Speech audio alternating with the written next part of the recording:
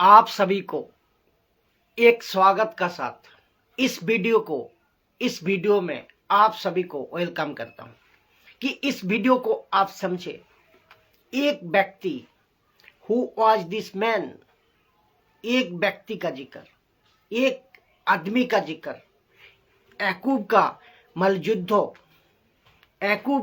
मलयुद्धो जो वचन 22 में लिखा है और उत्पत्ति का 32 का 24 अध्याय, ये दोनों वचन को आज मैं एक्सप्लेन करूंगा। इसमें आप समझोगे जो कि ये समझना चाहिए। देखिए, उत्पत्ति का 22 अध्याय 24 नंबर कहता है, 24 नंबर वचन कहता है कि कौन था वो पुरुष। उत्पत्ति का 32 अध्याय 24 नंबर वचन में कौन था वो पुरुष। तब कोई पुरुष आकर, लिखा है, कोई पुरुष आकर पाँव फटने तक उससे मलयुद्ध करता रहा। किससे? याकूब से मलयुद्ध करता था। ये पुरुष कौन था? ये मैन कौन था? ये आदमी कौन था? ये वचन 22 में लिखा है, उसी रात को वो उठा। कब? जब सब कुछ भेज चुका था। याकूब सब कुछ भेज चुका था ना, जब सब कुछ भेज चुका था। क्या क्या मैं सब बता रहा हूं। लिखा है, उसी रात को वहां उठा और अपनी दोनों स्त्रियों को और दोनों दासियों को, 11 लड़कों को संग लेकर घाट से यब्बोक नदी के पार उतर गया। कौन? याकूब 2 स्त्रियों के साथ, 2 दासियों का साथ और 11 लड़कों का साथ। कौन सा घाट से? यहाँ लिखा है, संग लेकर यब्बोक नदी के पार उतर गया याकूब।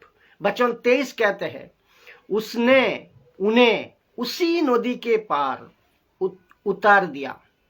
इन सभी को उसी नदी का पार उतार दिया, वरन अपना सब कुछ पार कर दिया, सब कुछ पार उतार दिया, उस पार उतार दिया सब कुछ, अपना जो भी था। तो 24 कहता है वचन, 24 का ए पार्ट कहता है कि याकूब अकेला रह गया। याकूब अकेला इस पार रह गया, उस पार उसका पत्नियां, उसका बैल बकरी सब कुछ, वहां सामान जितने भी थे सब पार कर दिया। याकूब की 4 पत्नियां आप लोग जानते हैं, 2, क्योंकि इसमें से 2 लीगल है, 2 अनलीगल है, लेकिन वो नहीं है अभी, सब उस पार है। और उसके 12 बच्चे, 12 क्यों? 12 बच्चे इसलिए है, एक बेटी भी थी। तो वो नहीं, यहाँ नहीं है इस पार। याकूब अकेला इस पार और सब वहां, तो उस पार तो गाय बैल बकरी भेड़ पैसा नहीं है, टोटल सब कुछ उस पार है, नदी का उस पार। और याकूब अकेला आदमी, याकूब इस पार। जब सब कुछ उस पार पहुंचा, याकूब अकेला रह गया। 24 वचन बी पाठ कहते हैं कि तब कोई पुरुष आकर पांव फटने तक उससे मलयुद्ध करता रहा, रेसल्ट करता रहा। रेसल्ट इंग्लिश में कहता है, मलयुद्ध करता रहा। ये पुरुष कौन है? कौन है ये पुरुष? ये आपको समझना होगा। जो ओरिजिनल इसका मैन्युस्क्रिप्ट है, जो कि हिब्रू लैंग्वेज में, इसको अगर देखोगे, इसमें लिखा है कि इस का मतलब होता है मैन। तो हिब्रू ट्रांसलेशन कहता है इसका मतलब है मैन, नॉट एंजल्स। क्यों ये टॉपिक को मैं बना रहा हूं कि आप इसमें से जान सको कि कुछ लोग कहते हैं ये पुरुष कौन है? ये स्वर्गदूत है। इसी वजह से इसको कंफर्म करना, प्रूव करना। तो वचन में भी लिखा है आपका, एक पुरुष, एक मैन। तो ये एंजल्स कैसे हो सकता है? इसको प्रूव का साथ बात करना है, देखना है, सीखना है। तो मैन, नॉट एंजल्स।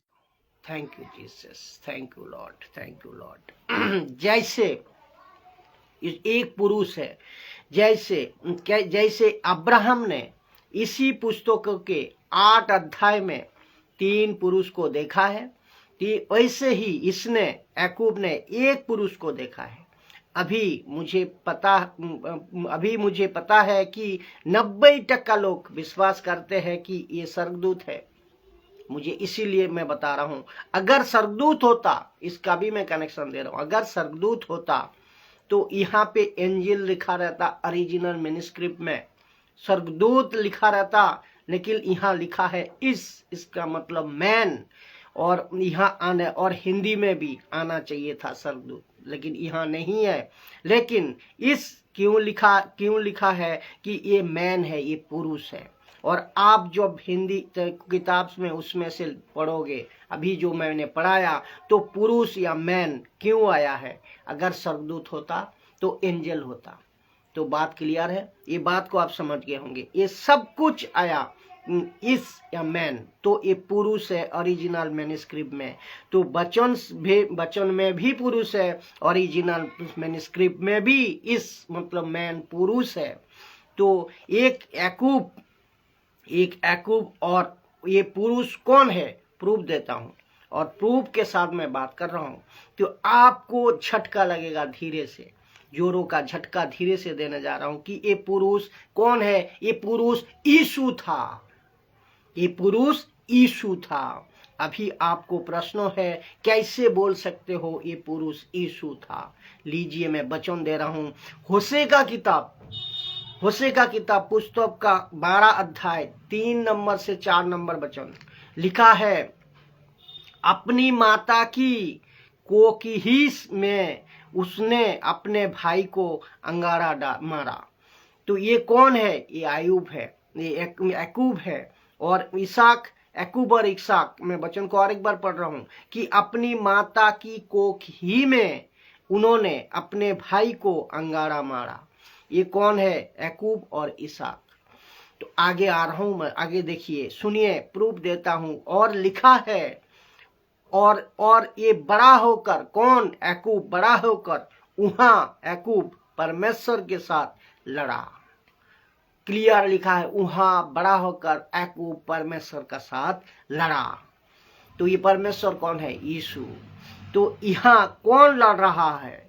स्वर्गदूत नहीं लड़ रहा है मेरा दोस्त, स्वर्गदूत नहीं लड़ रहा है। ये दूत कहा है। दूत का मतलब देखिए, फिर लिखा है वो दूत से लड़ा। ये दूत क्यों कि, और ये ट्रांसलेशन जब हम करते हैं दूत, तो हमें पता होना चाहिए कि परमेश्वर ने बहुत बार कई बार अपने को प्रकट करता है। किसका रूप में? स्वर्गदूत समझ कर करता है, पुरुष समझ कर कहता है। तो ये बात को आपको समझना होगा, ये वाली बात है ये।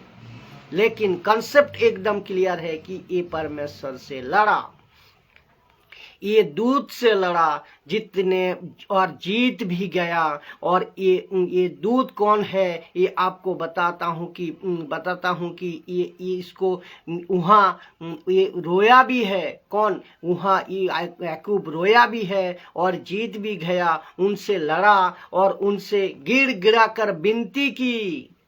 और विनती क्यों करेगा?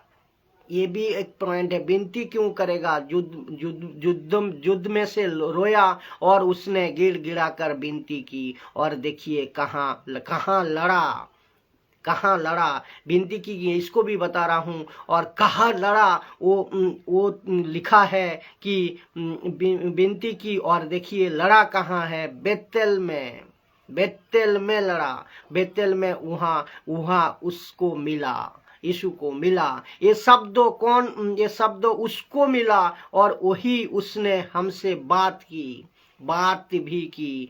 तो उसने कौन है? और उसके कौन है? ये परमेश्वर से लड़ा कौन है? ये दूत कौन है? ये सब आपका बीच में रख रहा हूं कि लिखा है, यीशु का दर्शन ओल्ड स्टेटमेंट में दिखने को मिलता है। यीशु का दर्शन ओल्ड स्टेटमेंट में दिखने को मिलता है। कहाँ मिलता है? कि 40 साल के 6 लाख लोगों ने जिस चट्टान से पानी पिया था, वो चट्टान यीशु था। ये ओल्ड स्टेटमेंट में दिखता है। लिखा है पहला करंथियों 10 अध्याय 4 नंबर वचन, और डेनियल को भी दिखा यीशु। तो यहूदी